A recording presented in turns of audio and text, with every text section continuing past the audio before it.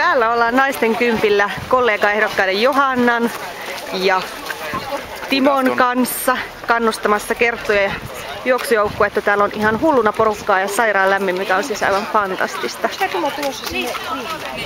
Joo. Odottelemme. Sieltä tulee kyllä nyt Euroopan rankin joukkue tuossa. No niin. Hyvät tytöt! Hyvä.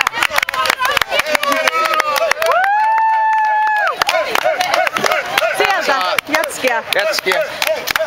Mulla tuli mieletön astmareaktio Oi ei. tuolla hiekalla. Mun piti käydä hakemaan lääkettä ensiavusta. Mä voin avata sen. Sait sä lääkettä? Mistä sä sait sitä? No se on ensiavusta, siis en astmapiikkuu, mutta semmoista tapettiin. Hyvä. Heinänuha. Hyvä. Muuten ollaan jaksettu tosi hyvin. Joo, muuten ollaan juoksettu.